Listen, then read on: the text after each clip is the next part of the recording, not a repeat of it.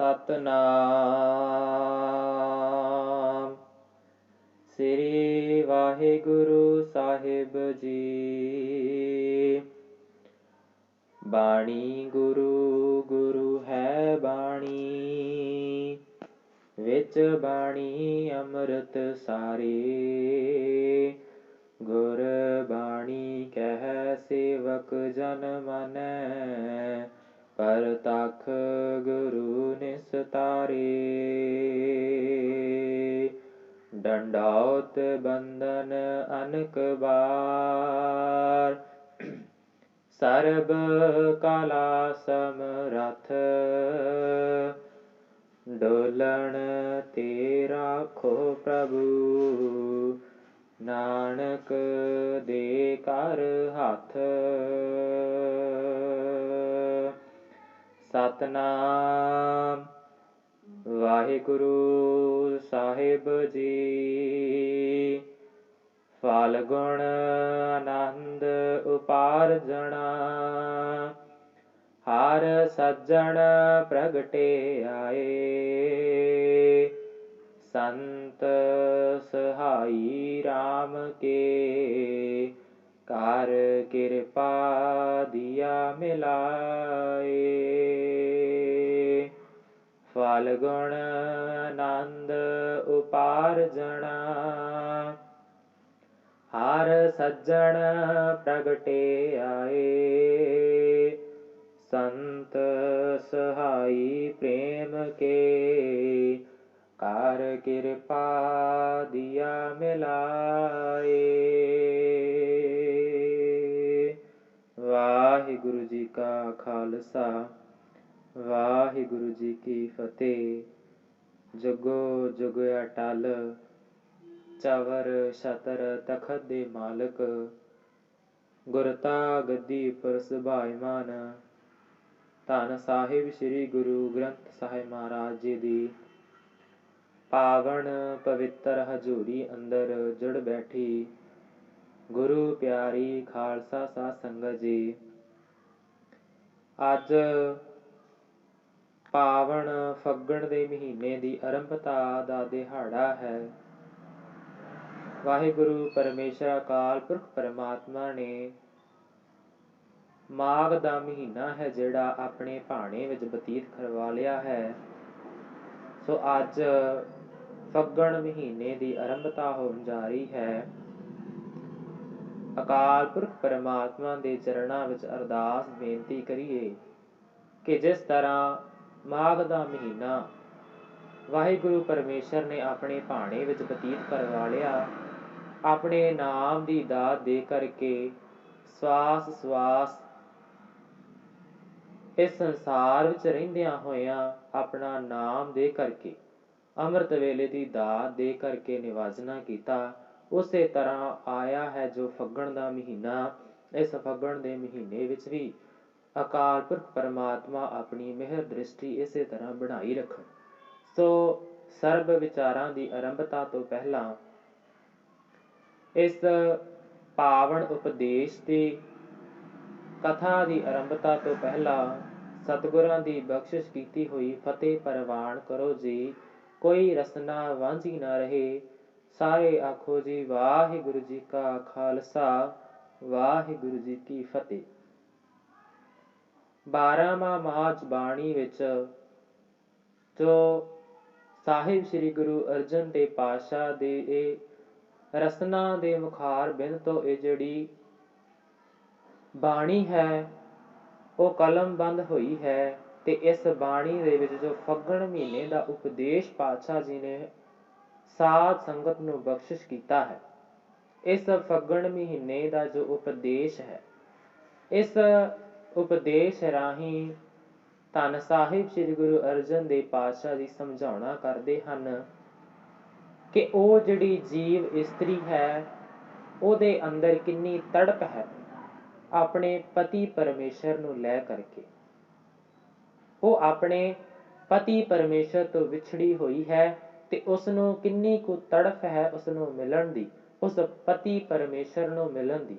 ਤੇ ਜਦੋਂ ਉਸ ਦਾ ਉਹ ਪਤੀ ਪਰਮੇਸ਼ਰ ਉਸ ਜੀਵ ਇਸਤਰੀ ਨੂੰ ਮਿਲ ਜਾਂਦਾ ਹੈ ਤੇ ਉਸ ਦੀ ਪ੍ਰਾਪਤੀ ਤੋਂ ਬਾਅਦ ਉਹ ਜਿਹੜੀ ਜੀਵ ਇਸਤਰੀ ਹੈ ਫਿਰ ਉਸ ਪਰਮੇਸ਼ਰ ਦੇ ਗੁਣ ਗਾਉਣ ਲੱਗ ਜਾਂਦੀ ਹੈ, ਹਰੀ ਦੇ ਗੁਣ ਗਾਉਣ ਲੱਗ ਜਾਂਦੀ ਹੈ, ਆਪਣੇ ਪਤੀ ਦੇ ਗੁਣ ਗਾਉਣ ਲੱਗ ਜਾਂਦੀ ਹੈ। ਇਸ ਪਾਵਨ ਸ਼ਬਦ ਵਿੱਚ ਪਾਤਸ਼ਾਹ ਜੀ ਨੇ ਸਮਝਾਉਣਾ ਕੀਤਾ ਹੈ ਕਿ ਫੱਗਣ ਦੇ ਮਹੀਨੇ ਵਿੱਚ ਉਸ ਪਰਮੇਸ਼ਰ ਨੂੰ ਜਿਹੜਾ ਹੈ ਹਰ ਸਮੇਂ ਦਿਨ ਰਾਤ ਉਸ ਦੀ ਆਰਾਧਨਾ ਕਰਨੀ ਚਾਹੀਦੀ ਹੈ। ਤੇ ਉਸ ਪਰਮੇਸ਼ਰ ਨੂੰ ਆਰਾਧਨ ਨਾਲ ਹੀ ਜਿਹੜਾ ਸਾਡਾ ਇਸ ਫੱਗਣ ਮਹੀਨੇ ਦਾ ਜੋ ਇਸ ਸੰਸਾਰ ਵਿੱਚ ਅਸੀਂ ਆਏ ਹਾਂ, ਤੇ ਫੱਗਣ ਮਹੀਨੇ ਦੇ ਉਪਦੇਸ਼ ਰਾਹੀਂ ਪਾਤਸ਼ਾਹ ਜੀ ਸਮਝਾਉਂਦੇ ਹਨ ਕਿ ਇਹ ਜਿਹੜਾ ਸੰਸਾਰ ਸਮੁੰਦਰ ਹੈ, ਇਸ ਫੱਗਣ ਮਹੀਨੇ ਵਿੱਚ ਉਸ ਪਰਮੇਸ਼ਰ ਨੂੰ ਆਰਾਧਿਆਂ ਹੋਇਆਂ ਇਸ ਤੋਂ ਵੀ ਪਾਰ ਹੋ ਜਾਈਦਾ ਹੈ।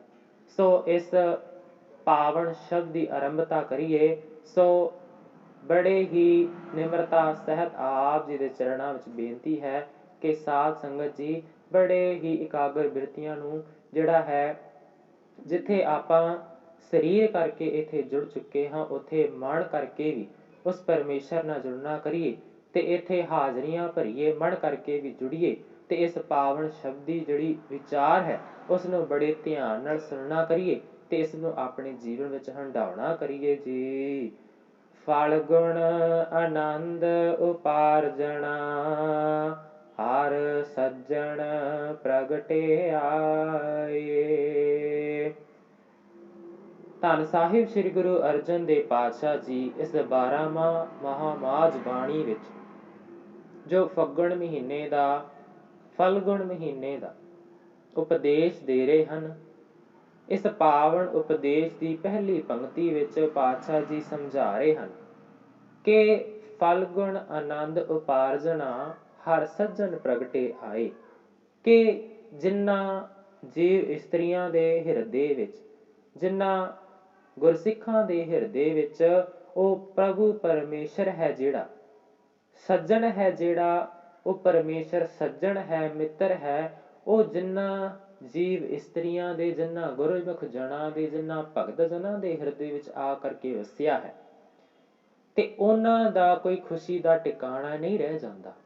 ਹਰ ਪਾਸੇ ਉਹਨਾਂ ਨੂੰ ਉਹ ਖੁਸ਼ੀ ਪ੍ਰਾਪਤ ਹੋ ਜਾਂਦੀ ਹੈ, ਚਾਰੋਂ ਪਾਸੇ ਉਹਨਾਂ ਨੂੰ ਹਰੀ ਪਰਮੇਸ਼ਰ ਦੀ ਆਨੰਦਤਾ ਮਹਿਸੂਸ ਹੁੰਦੀ ਹੈ, ਕੋਈ ਕਮੀ ਨਹੀਂ ਰਹਿ ਜਾਂਦੀ, ਕੋਈ ਊਣਤਾਈ ਨਹੀਂ ਰਹਿ ਜਾਂਦੀ। ਜਦੋਂ ਉਹ ਸੱਜਣ ਹੈ ਜਿਹੜਾ ਹਰੀ ਪਰਮੇਸ਼ਰ ਪਰਮਾਤਮਾ ਹੈ, ਜਿਹੜਾ ਇਹਨਾਂ ਜੀਵ ਇਸਤਰੀਆਂ ਦੇ, ਗੁਰਮੁਖ ਜਨਾਂ ਦੇ, ਭਗਤ ਜਨਾਂ ਦੇ ਹਿਰਦੇ ਵਿੱਚ ਆ ਕਰਕੇ ਵਸ ਜਾਂਦਾ ਹੈ ਤੇ ਉਹਨਾਂ ਦੀ ਖੁਸ਼ੀ ਦਾ ਕੋਈ ਟਿਕਾਣਾ ਨਹੀਂ ਰਹਿੰਦਾ। ਤੇ ਅਜਿਹੇ ਉਸ ਅਕਾਲ ਪੁਰਖ ਪਰਮਾਤਮਾ ਦੇ ਹਿਰਦੇ ਵਿੱਚ ਆ ਕਰਕੇ ਵਸ ਜਾਣ ਦਾ ਜੋ ਆਨੰਦ ਹੈ, ਸਿਰਫ ਉਹ ਜੀਵ ਇਸਤਰੀਆਂ ਤੇ ਉਹੀ ਭਗਤ ਜਨ ਹੀ ਜਾਣ ਸਕਦੇ ਹਨ। ਅਜਿਹੇ ਸੱਜਣ ਤੋਂ, ਅਜਿਹੇ ਅਕਾਲ ਪੁਰਖ ਪਰਮਾਤਮਾ ਮਿੱਤਰ ਤੋਂ ਅਸੀਂ ਵਾਰ-ਵਾਰ ਬਲਿਹਾਰੇ ਜਾਂਦੇ ਹਾਂ। ਸੇ ਸੰਤ ਸਹਾਈ ਰਾਮ ਕੇ, ਕਰ ਕਿਰਪਾ ਦੀਆ ਮਿਲਾਏ। ਸੰਤ ਸਹਾਈ ਰਾਮ ਕੇ।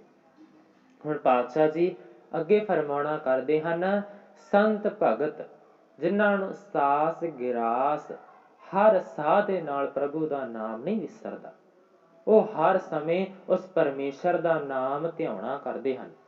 ਦਰਅਸਲ ਸੰਤ ਉਹੀ ਹੈ, ਉਹੀ ਸੰਤ ਭਗਤ ਅਖਵਾ ਸਕਦਾ ਹੈ ਜਿਹੜਾ ਹਰ ਸਮੇਂ ਉਸ ਪਰਮੇਸ਼ਰ ਦੇ ਨਾਮ ਵਿੱਚ ਜੁੜਿਆ ਰਹਿੰਦਾ ਹੈ, ਉਸ ਪਰਮੇਸ਼ਰ ਦੇ ਨਾਮ ਨੂੰ ਇੱਕ ਪਲ ਵਾਸਤੇ ਵੀ ਆਪਣੇ ਹਿਰਦੇ ਵਿੱਚੋਂ, ਆਪਣੀ ਰਸਨਾ ਤੋਂ ਵਿਸਾਰਦਾ ਨਹੀਂ, ਉਹੀ ਸੰਤ ਭਗਤ ਅਖਵਾ ਸਕਦਾ ਹੈ।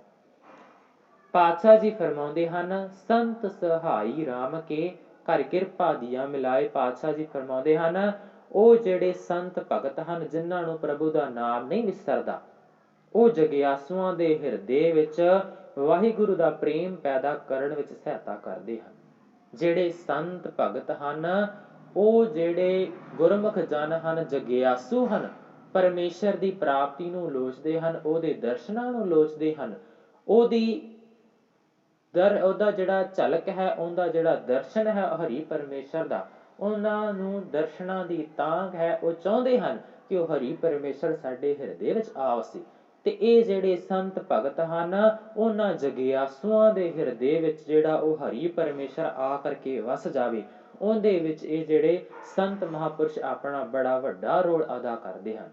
ਸੰਤ ਸਹਾਈ ਰਾਮ ਕੇ, ਤੇ ਇਹ ਜਿਹੜੇ ਸੰਤ ਮਹਾਂਪੁਰਸ਼ ਹਨ, ਇਹਨਾਂ ਦੀ ਮਦਦ ਦੇ ਨਾਲ ਹੀ, ਇਹਨਾਂ ਦੇ ਜਿਹੜਾ ਕਹਿ ਦਈਏ ਕਿ ਇਹਨਾਂ ਨੇ ਹੀ ਮਦਦ ਕੀਤੀ, ਤਾਂ ਉਹ ਜਿਹੜਾ ਹਰੀ ਪਰਮੇਸ਼ਰ ਹੈ ਉਹਨਾਂ ਜਗਿਆਸੂਆਂ ਦੇ ਹਿਰਦੇ ਵਿੱਚ ਆ ਕਰਕੇ ਵਸਿਆ।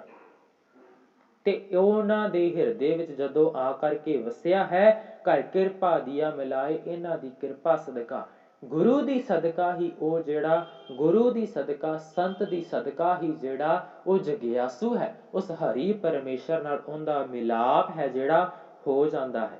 ਤੇ ਅਜਿਹਾ ਮਿਲਾਪ ਹੁੰਦਾ ਹੈ ਕਿ ਉਹ ਫਿਰ ਮਿਲਾਪ ਅਜਿਹੇ ਬੰਧਨਾਂ ਵਿੱਚ ਬੰਧ ਜਾਂਦਾ ਹੈ ਕਿ ਕਦੇ ਵੀ ਉਹਨਾਂ ਬੰਧਨਾਂ ਤੋਂ ਜਗਿਆਸੂ ਹੈ ਜਿਹੜਾ ਫਿਰ ਹਰੀ ਪਰਮੇਸ਼ਰ ਤੋਂ ਜੁਦਾ ਨਹੀਂ ਹੁੰਦਾ। ਅਠੇ ਪੈਰ ਜਿਹੜਾ ਹੈ ਇਹ ਸੰਸਾਰ ਸਮੁੰਦਰ ਵਿੱਚ ਰਹਿੰਦਿਆਂ ਹੋਇਆਂ ਹੀ, ਮਾਇਕ ਪਦਾਰਥਾਂ ਵਿੱਚ ਰਹਿੰਦਿਆਂ ਹੋਇਆਂ ਵੀ ਉਹ ਜਗਿਆਸੂ ਹੈ ਜਿਹੜਾ ਉਸ ਪਰਮੇਸ਼ਰ ਨਾਲ ਜੁੜਿਆ ਰਹਿੰਦਾ ਹੈ।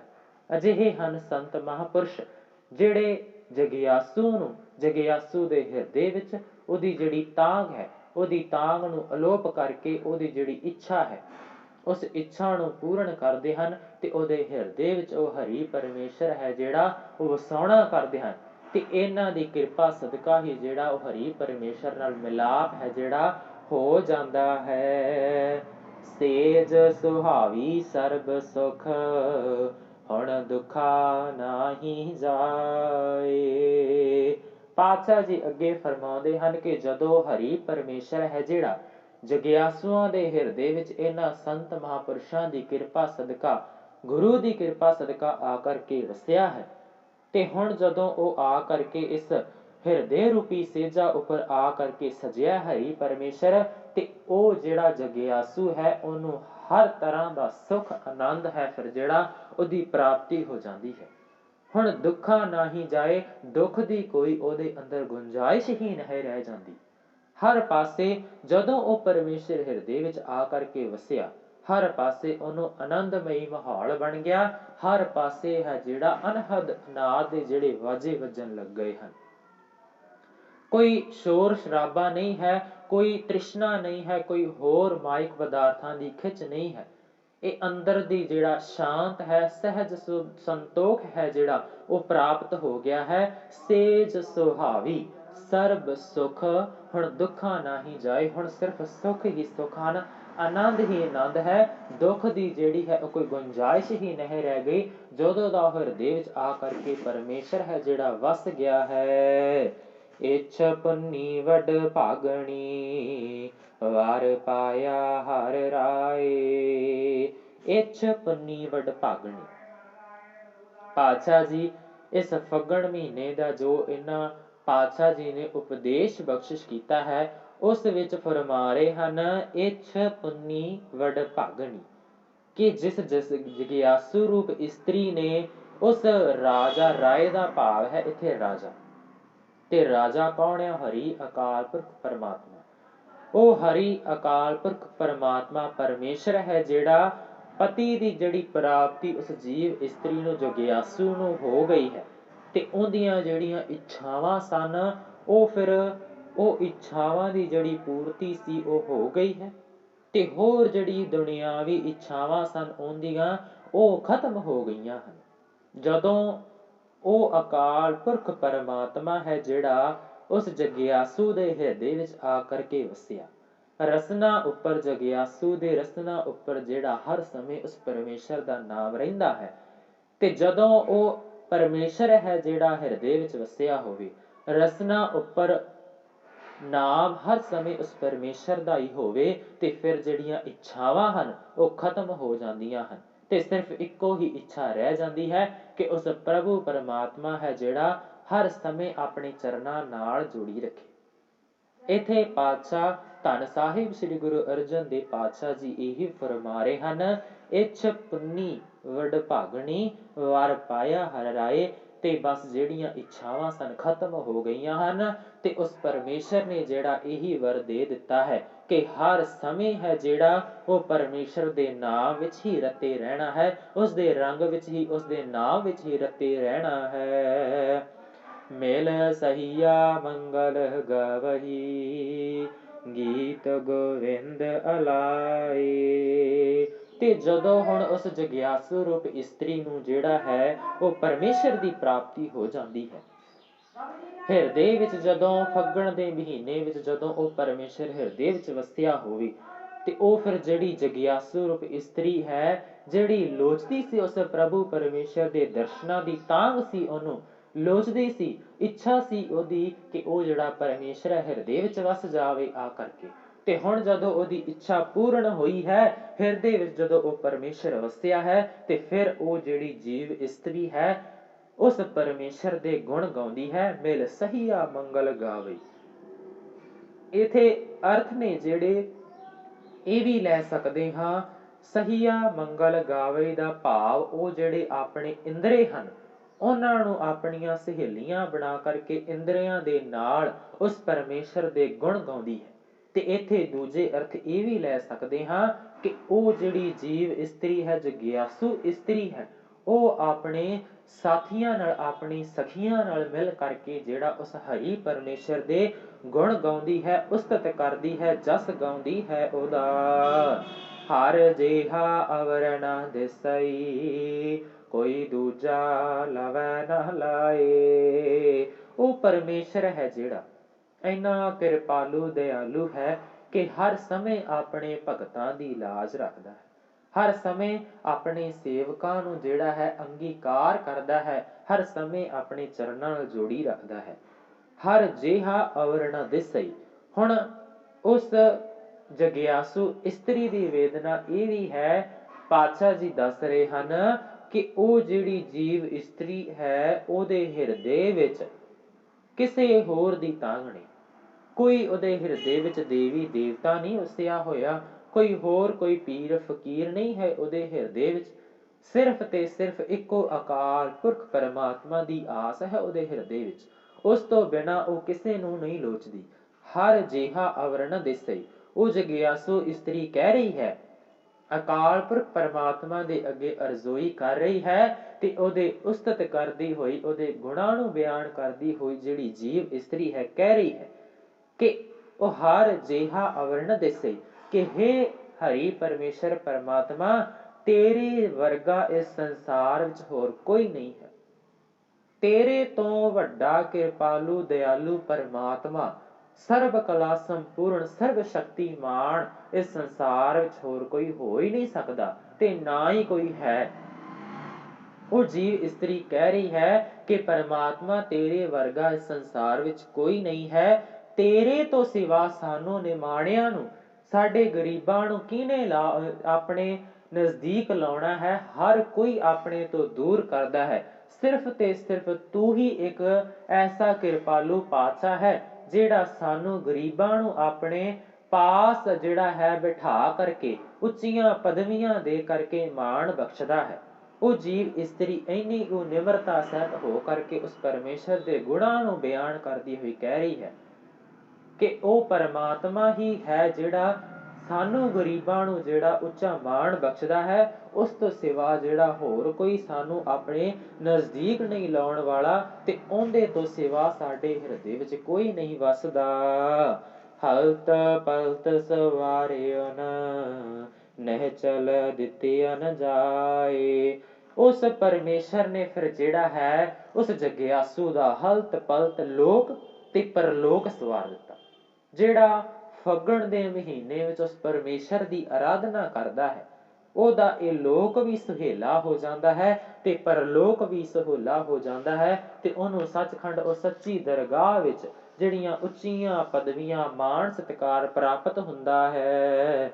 ਸੰਸਾਰ ਸਾਗਰ ਤੇ ਰਖਿਆ ਨ, ਬਾਹੁੜ ਨਾ ਜਨਮੈ ਧਾਏ। ਤੇ ਉਹ ਹਰੀ ਪਰਮੇਸ਼ਰ ਹੈ ਜਿਹੜਾ ਉਹ ਆਪਣੇ ਭਗਤਾਂ ਨੂੰ ਇਸ ਸੰਸਾਰ ਸਮੁੰਦਰ ਤੋਂ, ਜੋ ਸੰਸਾਰ ਸਮੁੰਦਰ ਹੈ, ਇਹ ਸੰਸਾਰ ਹੈ ਜਿਹੜਾ ਇੱਕ ਸਮੁੰਦਰ ਦੀ ਨਿਆਈ ਹੈ, ਜਿਹਦੇ ਵਿੱਚ ਲਹਿਰਾਂ ਨੇ, ਤ੍ਰਿਸ਼ਨਾਵਾਂ ਨੇ, ਲੋਭ ਦੀਆਂ ਲਹਿਰਾਂ ਨੇ, ਤ੍ਰਿਸ਼ਨਾਵਾਂ ਦੀ ਜਿਹੜੀ ਅਗਨੀ ਹੈ, ਜੰਮਣ ਮਰਨ ਦੇ ਦੋ ਕਿਨਾਰੇ ਹਨ, ਜੰਮਣ ਮਰਨ ਦਾ ਜਿਹੜਾ ਦੁੱਖ ਹੈ, ਇਹ ਸਾਰਾ ਕੁਝ ਇਸ ਸੰਸਾਰ ਵਿੱਚ, ਤੇ ਉਹ ਪਰਮੇਸ਼ਰ ਹੈ ਜਿਹੜਾ ਜਿਸ ਦੇ ਹਿਰਦੇ ਵਿੱਚ ਆ ਕਰਕੇ ਵਸ ਜਾਂਦਾ ਹੈ। ਫਿਰ ਜਿਹੜਾ ਜੀਵ ਹੈ, ਜਿਹੜਾ ਉਹ ਜੀਵ ਰੂਪ ਇਸਤਰੀ ਹੈ, ਜਗਿਆਸੂ ਹੈ, ਉਹਦਾ ਇਸ ਸੰਸਾਰ ਸਮੁੰਦਰ ਤੋਂ ਪਾਰ ਹੋਣਾ ਬੜਾ ਆਸਾਨ ਹੋ ਜਾਂਦਾ ਹੈ।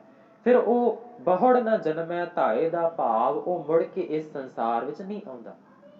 ਉਹ ਹਮੇਸ਼ਾ ਹਮੇਸ਼ਾ ਹੀ ਮੁਕਤ ਹੋ ਜਾਂਦਾ ਹੈ। ਬਹੁੜ ਨਾ ਜਨਮੈ ਧਾਏ, ਉਹ ਇਸ ਜਨਮ ਮਰਨ ਦੇ ਚੱਕਰ ਤੋਂ ਮੁਕਤ ਹੋ ਜਾਂਦਾ ਹੈ। ਜਿਹਵਾ ਏਕ ਅਨੇਕ ਗੁਣ, ਤਰੇ ਨਾਨਕ ਚਰਣੀ ਪਾਏ। ਸਤਿਗੁਰੂ ਜੀ ਫਰਮਾਉਣਾ ਕਰਦੇ ਹਨ ਕਿ ਉਹ ਪਰਮੇਸ਼ਰ ਦੇ ਗੁਣ ਨੇ ਜਿਹੜੇ ਉਹ ਬੇਅੰਤ ਨੇ। ਪਰਮੇਸ਼ਰ ਦੇ ਗੁਣਾਂ ਦਾ ਅੰਤ ਨਹੀਂ ਪਾਇਆ ਜਾ ਸਕਦਾ। ਜਿਹਵਾ ਏਕ ਕਵਨ ਗੁਣ ਕਹੀਐ, ਬੇਸੁਮਾਰ ਬੇਅੰਤ ਸੁਆਮੀ, ਤੇਰਾ ਅੰਤ ਨ ਕਿਨਹੂ ਲਹੀਐ। ਉਹ ਪਰਮੇਸ਼ਰ ਦਾ ਅੰਤ ਹੀ ਨਹੀਂ ਪਾਇਆ ਜਾ ਸਕਦਾ, ਉਹਦੇ ਗੁਣਾਂ ਦਾ ਅੰਤ ਨਹੀਂ ਪਾਇਆ ਜਾ ਸਕਦਾ। ਬੇਮਿਸਾਲ ਬੇਅੰਤ ਗੁਣ ਨੇ ਉਸ ਪਾਤਸ਼ਾਹ ਦੇ। ਤੇ ਪਾਤਸ਼ਾਹ ਜੀ ਇੱਥੇ ਇਹੀ ਫਰਮਾ ਰਹੇ ਹਨ, ਜਿਹਵਾ ਏਕ ਕਵਨ ਗੁਣ ਕਹੀਏ ਕਿ ਹੇ ਹਰੀ ਪਰਮਾਤਮਾ, ਹੇ ਹਰੀ ਪਰਮੇਸ਼ਰ, ਸਾਡੀ ਇੱਕ ਜਿਹਵਾ ਹੈ ਤੇ ਅਸੀਂ ਇਸ ਇੱਕ ਜਿਹਵਾ ਨਾਲ ਜਿੰਨੇ ਕੁ ਤੂੰ ਬਖਸ਼ਿਸ਼ ਕਰਦਾ ਹੈ ਓਨੇ ਕੁ ਤੇਰੇ ਗੁਣ ਗਾ ਲੈਂਦੇ ਹਾਂ, ਪਰ ਤੇਰੇ ਗੁਣਾਂ ਦਾ ਅੰਤ ਨਹੀਂ ਪਾਇਆ ਜਾ ਸਕਦਾ। ਤੇ ਕਿਰਪਾ ਕਰਕੇ ਸਾਨੂੰ ਇਸ ਸੰਸਾਰ ਸਮੁੰਦਰ ਤੋਂ ਪਾਰ ਕਰ ਲੈਣਾ ਕਰ, ਆਪਣੇ ਚਰਨਾਂ ਦਾ ਓਟ ਆਸਰਾ ਬਖਸ਼ਣਾ ਕਰ। ਫਲ ਗੁਣ ਨਿਤ ਸਲਾਹੀਐ, ਜਿਸਨੋ ਤਿਲ ਨਾ ਤਮਾਏ। ਪਾਤਸ਼ਾਹ ਜੀ ਆਖਰੀ ਪੰਕਤੀ ਵਿੱਚ ਫਿਰ ਉਹੀ ਫਰਮਾ ਰਹੇ ਹਨ ਕਿ ਫੱਗਣ ਦੇ ਮਹੀਨੇ ਵਿੱਚ ਉਹ ਪਰਮੇਸ਼ਰ ਨੂੰ ਜਿਹੜਾ ਹੈ ਫਲ ਗੁਣ ਨਿਤ ਸਲਾਹੀਐ, ਕਿ ਫੱਗਣ ਦੇ ਮਹੀਨੇ ਵਿੱਚ ਉਸ ਪਰਮੇਸ਼ਰ ਨੂੰ ਹਰ ਰੋਜ਼ ਹਰ ਸਮੇਂ ਉਸ ਦੀ ਸਲਾਹੁਣਾ ਉਸਤਤ, ਉਸ ਹਰੀ ਪਰਮੇਸ਼ਰ ਦੀ ਉਸਤਤੀ ਦੇ ਗੀਤ ਗਾਉਣੇ ਚਾਹੀਦੇ ਹਨ। ਜਿਸ ਨੂੰ ਤਿਲ ਨਾ ਤਮਾਏ ਦਾ ਭਾਵ, ਜਿਹਨੂੰ ਤਿਲ ਮਾਤਰ ਵੀ ਜਿਹਦੇ ਹਿਰਦੇ ਵਿੱਚ ਕੋਈ ਤ੍ਰਿਸ਼ਨਾ ਨਹੀਂ ਹੈ, ਤਿਲ ਮਾਤਰ ਵੀ ਜਿਹਦੇ ਅੰਦਰ ਕੋਈ ਲੋਭ ਨਹੀਂ ਹੈ, ਕੋਈ ਹੰਕਾਰ ਨਹੀਂ ਹੈ, ਉਹ ਅਜਿਹਾ ਹਰੀ ਪਰਮੇਸ਼ਰ ਹੈ ਜਿਹੜਾ ਉਸ ਦੇ ਗੁਣ ਗਾਉਣ ਲਈ ਹਰ ਸਮੇਂ ਜਗਿਆਸੂ ਨੂੰ ਜਿਹੜਾ ਤਿਆਰ ਰਹਿਣਾ ਚਾਹੀਦਾ ਹੈ। ਹਰ ਸਮੇਂ ਆਪਣੀ ਰਸਨਾ ਉੱਪਰ ਉਸ ਪਰਮੇਸ਼ਰ ਦੇ ਗੁਣਾਂ ਨੂੰ ਗਾਉਂਦੇ ਰਹਿਣਾ ਚਾਹੀਦਾ ਹੈ। ਤੇ ਉਹ ਜਿਹੜਾ ਹਰੀ ਪਰਮੇਸ਼ਰ ਹੈ ਉਹ ਲੋਕ ਪਰਲੋਕ ਦੇ ਜਿਹੜੇ ਸੁੱਖ ਹੈ ਉਸ ਫਿਰ ਜਗਿਆਸੂ ਨੂੰ ਬਖਸ਼ ਦਿੰਦਾ ਹੈ। ਇਸ ਪਾਵਨ ਸ਼ਬਦ ਵਿੱਚ ਪਾਤਸ਼ਾਹ ਜੀ ਇਹੀ ਵਾਰ-ਵਾਰ ਸਮਝਾ ਰਹੇ ਹਨ ਕਿ ਉਹ ਜਿਹੜਾ ਹਰੀ ਪਰਮੇਸ਼ਰ ਹੈ ਉਹ ਆਪਣੇ ਸੰਤਾਂ ਭਗਤਾਂ ਦੀ ਰੱਖਿਆ ਕਰਦਾ ਹੋਇਆ ਉਹਨਾਂ ਨੂੰ ਨਾਮ ਦੀ ਦਾਤ ਦਿੰਦਾ ਹੈ ਤੇ ਨਾਮ ਨੂੰ ਜਪਦਿਆਂ ਹੋਇਆਂ ਉਹ ਇਸ ਸੰਸਾਰ ਸਮੁੰਦਰ ਤੋਂ ਪਾਰ ਹੋ ਜਾਂਦੇ ਨੇ। ਪਾਤਸ਼ਾਹ ਜੀ ਕਹਿ ਰਹੇ ਹਨ ਕਿ ਜਿਵੇਂ ਇਸ ਸੰਸਾਰ ਵਿੱਚ ਆ ਕਰਕੇ ਇੱਕ ਦਵਾਈ, ਰੋਗੀ ਨੂੰ ਦਵਾਈ ਦੀ ਲੋੜ ਪੈਂਦੀ ਹੈ, ਉਸੇ ਤਰ੍ਹਾਂ ਹੀ ਇਸ ਸੰਸਾਰ ਵਿੱਚ ਹਰ ਜੀਵ ਨੂੰ ਨਾਮ ਦੀ ਲੋੜ ਹੈ, ਤਾਂ ਜੋ ਉਸ ਨਾਮ ਨੂੰ ਜਪਦਿਆਂ ਹੋਇਆਂ ਇਸ ਸੰਸਾਰ ਤੋਂ ਪਾਰ ਹੋ ਜਾ ਸਕੇ। ਕੋਈ ਉਸ ਪਰਮੇਸ਼ਰ ਦਾ ਨਾਮ ਜਪੇ ਚਾਹੇ ਨਾ ਜਪੇ, ਪਰਮੇਸ਼ਰ ਦਾ ਉਹ ਹਰੀ ਪਰਮੇਸ਼ਰ ਅਕਾਲ ਪੁਰਖ ਕੋਈ ਇਹਦੇ ਨਾਲ ਵੱਡਾ ਨਹੀਂ ਹੋਣ ਲੱਗਿਆ ਕਿ ਉਹਦੇ ਗੁਣ ਗਾਈ ਜਾਈਏ ਉਹ ਵੱਡਾ ਹੋਵੇਗਾ ਤੇ ਉਹਦੇ ਗੁਣ ਨਾ ਗਾਈਏ ਤੇ ਉਹ ਛੋਟਾ ਹੋ ਜਾਵੇਗਾ। ਉਸ ਪਰਮੇਸ਼ਰ ਤੇ ਕੋਈ ਇਹਦਾ ਅਸਰ ਨਹੀਂ ਹੈ। ਪਾਤਸ਼ਾਹ ਜੀ ਨੇ ਆਪਾਂ ਹਰ ਰੋਜ਼ ਰਹਿਰਾਸ ਸਾਹਿਬ ਦੀ ਬਾਣੀ ਵਿੱਚ ਪੜ੍ਹਦੇ ਹਾਂ ਕਿ ਉਹ ਜਿਹੜਾ ਪਰਮੇਸ਼ਰ ਹੈ ਉਹਦੇ ਗੁਣ ਗਾਈਏ ਭਾਵੇਂ ਨਾ ਗਾਈਏ, ਭਾਵੇਂ ਉਹਦੀ ਸਿਫਤ ਕਰੀਏ ਭਾਵੇਂ ਨਾ ਕਰੀਏ, ਭਾਵੇਂ ਹਰ ਸਮੇਂ ਉਹਦੀ ਨਿੰਦਿਆ ਕਰਦੇ ਰਹੀਏ, ਉਹਦਾ ਕੁਛ ਘਟਦਾ ਨਹੀਂ ਕੁਛ ਵੱਧਦਾ ਨਹੀਂ। ਜੇ ਸਭ ਮਿਲ ਕੇ ਆਖਣ ਪਾਹੇ, ਵੱਡਾ ਨਾ ਹੋਵੇ ਘਾਟ ਨਾ ਜਾਏ, ਉਹ ਪਰਮੇਸ਼ਰ ਦਾ ਕੁਛ ਘਟਣ ਨਹੀਂ ਲੱਗਿਆ। ਠੀਕ ਉਸੇ ਤਰ੍ਹਾਂ ਹੀ ਜਿਵੇਂ ਰੋਗੀ ਦਾ ਰੋਗ ਦੂਰ ਕਰਨ ਵਾਸਤੇ ਦਵਾਈ ਦੀ ਜ਼ਰੂਰਤ ਹੁੰਦੀ ਹੈ, ਉਸੇ ਤਰ੍ਹਾਂ ਹੀ ਇਹ ਜਿਹੜੇ ਸਾਡੇ ਅੰਦਰ ਰੋਗ ਪੈਦਾ ਹੋਏ ਹਨ, ਕਾਮ ਕ੍ਰੋਧ ਲੋਭ ਮੋਹ ਹੰਕਾਰ, ਇਹਨਾਂ ਨੂੰ ਦੂਰ ਕਰਨ ਵਾਸਤੇ, ਇਹ ਸੰਸਾਰ ਸਮੁੰਦਰ ਤੋਂ ਪਾਰ ਹੋਣ ਵਾਸਤੇ ਉਸ ਪਰਮੇਸ਼ਰ ਦੀ ਸਿਫਤ ਸਲਾਹ ਕਰਨੀ ਚਾਹੀਦੀ ਹੈ। ਇਹ ਜਿਹੜੀ ਦਾਤ ਹੈ ਇਹ ਉਸ ਅਕਾਲ ਪੁਰਖ ਪਰਮਾਤਮਾ ਤੋਂ ਹੀ ਪ੍ਰਾਪਤ ਹੋਣੀ ਹੈ ਤੇ ਜਿਹੜੀ ਸਾਡੇ ਅੰਦਰ ਇੱਛਾ ਹੈ ਉਸ ਪਰਮਾਤਮਾ ਨੂੰ ਮਿਲਣ ਦੀ, ਉਹ ਇੱਛਾ ਹੈ ਜਿਹੜੀ ਫਿਰ ਇਸ ਨਾਮ ਨੂੰ ਜਪਦਿਆਂ ਹੋਇਆਂ ਹੀ ਜਿਹੜੀ ਉਹ ਪੂਰਨ ਹੋਣੀ ਹੈ ਤੇ ਉਹ ਹਰੀ ਪਰਮੇਸ਼ਰ ਸਾਡੇ ਹਿਰਦੇ ਵਿੱਚ ਆ ਵਸਣਾ ਹੈ। ਪਾਤਸ਼ਾਹ ਜੀ ਅਗਲੇ ਸ਼ਬਦ ਵਿੱਚ ਵੀ ਇਹੀ ਫਰਮਾ ਰਹੇ ਹਨ, ਜਿਨ ਜਿਨ ਨਾਮ ਧਿਆਇਆ ਤਿਨ ਕੇ ਕਾਜ ਸਰੀ। ਜਿਨ੍ਹਾਂ ਜਿਨ੍ਹਾਂ ਨੇ ਉਸ ਪਰਮੇਸ਼ਰ ਨੂੰ ਆਰਾਧਨਾ ਕੀਤਾ ਹੈ, ਉਹਨਾਂ ਦਾ ਜਿਹੜਾ ਵੀ ਕਾਰਜ ਸੀ ਉਹ ਪੂਰਨ ਹੋ ਗਿਆ ਹੈ। ਹਰ ਗੁਰ ਪੂਰਾ ਆਰਾਧਿਆ ਦਰਗਹਿ ਸੱਚ ਖਰੀ। ਜਿਨ੍ਹਾਂ ਨੇ ਉਸ ਪੂਰਨ ਗੁਰੂ ਨੂੰ ਆਰਾਧਨਾ ਕੀਤਾ ਤੇ ਦਰਗਾਹ ਵਿੱਚ ਉਹ ਸਚਿਆਰੇ ਹੋਏ ਹਨ, ਮਾਣ ਸਤਿਕਾਰ ਵਾਲੇ ਹੋਏ ਹਨ। ਸੋ ਅੱਜ ਦੇ ਇਸ ਪਾਵਨ ਸ਼ਬਦ ਵਿੱਚ ਫੱਗਣ ਦੇ ਮਹੀਨੇ ਦਾ ਜੋ ਪਾਵਨ ਸ਼ਬਦ ਪਾਤਸ਼ਾਹ ਜੀ ਨੇ 12ਵਾਂ ਮਾਝ ਬਾਣੀ ਵਿੱਚ ਆਪ ਸਰਬੱਤ ਸੰਗਤਾਂ ਅਤੇ ਦਾਸ ਨੂੰ ਜਿਹੜਾ ਹੈ ਸਾਰੀਆਂ ਸੰਗਤਾਂ ਦੇ ਵਿੱਚ ਇਸ ਸੁਭਾਗ ਸਮੇਂ ਪਰ ਸੁਭਾਗਾ ਸਮਾਂ ਬਖਸ਼ਿਸ਼ ਕੀਤਾ, ਆਪ ਜੀ ਦੇ ਨਾਲ ਇਸ ਪਾਵਨ ਸ਼ਬਦ ਦੀ ਵਿਚਾਰ ਕੀਤੀ ਗਈ। ਇਸ ਪਾਵਨ ਸ਼ਬਦ ਵਿੱਚ ਜੋ ਪਾਤਸ਼ਾਹ ਜੀ ਨੇ ਉਪਦੇਸ਼ ਬਖਸ਼ਿਸ਼ ਕੀਤਾ, ਆਪਾਂ ਸਭ ਨੇ ਮਿਲ ਕਰਕੇ ਉਸ ਦੀ ਵਿਚਾਰ ਕੀਤੀ ਹੈ। ਸੋ ਦਾਸ ਕੋਲੋਂ ਬੋਲਦਿਆਂ ਕੋਲੋਂ ਅਨੇਕਾਂ ਪ੍ਰਕਾਰ ਦੀਆਂ ਭੁੱਲਾਂ ਗਲਤੀਆਂ ਹੋ ਜਾਂਦੀਆਂ ਨੇ। ਸਤਿਗੁਰੂ ਜੀ ਅਤੇ ਸਤਿਗੁਰਾਂ ਦੀ ਸੰਗਤ ਬਖਸ਼ਣਯੋਗ ਹੈ ਜੀ, ਬਖਸ਼ ਲੈਣਾ। ਸੋ ਅਰਦਾਸ ਬੇਨਤੀ ਕਰੀਏ ਇਸ ਫੱਗਣ ਦੇ ਮਹੀਨੇ ਵਿੱਚ ਉਸ ਅਕਾਲ ਪੁਰਖ ਪਰਮਾਤਮਾ ਦੇ ਚਰਨਾਂ ਵਿੱਚ ਕਿ ਆਪਣੇ ਭਾਣੇ ਵਿੱਚ ਜਿਵੇਂ ਮਾਘ ਦਾ ਮਹੀਨਾ ਬਤੀਤ ਕਰਵਾਇਆ ਹੈ, ਉਸੇ ਤਰ੍ਹਾਂ ਹੀ ਆਪਣੇ ਨਾਮ ਦੀ ਦਾਤ ਦੇ ਕਰਕੇ, ਸਿਮਰਨ ਦੀ ਦਾਤ ਦੇ ਕਰਕੇ, ਨਿਤਨੇਮ ਦੀ ਦਾਤ ਦੇ ਕਰਕੇ ਇਸੇ ਤਰ੍ਹਾਂ ਫੱਗਣ ਦਾ ਮਹੀਨਾ ਆਪਣੇ ਭਾਣੇ ਵਿੱਚ ਬਤੀਤ ਕਰਵਾ ਲੈਣ। ਆਪਣੇ ਚਰਨਾਂ ਦਾ ਓਟ ਆਸਰਾ ਇਸੇ ਤਰ੍ਹਾਂ ਬਖਸ਼ਦੇ ਰਹਿਣ, ਇਸੇ ਤਰ੍ਹਾਂ ਆਪਣੇ ਚਰਨਾਂ ਦੀ ਸੇਵਾ ਲੈਂਦੇ ਰਹਿਣ। ਸੋ ਆਖਰੀਆਂ ਪੰਕਤੀਆਂ ਪੜ ਸਮਾਪਤੀ ਹੈ ਜੀ। ਜਿਹਵਾ ਏਕ ਅਨੇਕ ਗੁਣ ਤਰੇ ਨਾਨਕ ਚਰਣੀ ਪਾਏ। ਫਲ ਗੁਣ ਨਿਤ ਸਲਾਹੀਐ ਜਿਸਨੋ ਤਿਲ ਨਾ ਤਮਾਏ। ਵਾਹਿਗੁਰੂ ਜੀ ਕਾ ਖਾਲਸਾ, ਵਾਹਿਗੁਰੂ ਜੀ ਕੀ ਫਤਿਹ।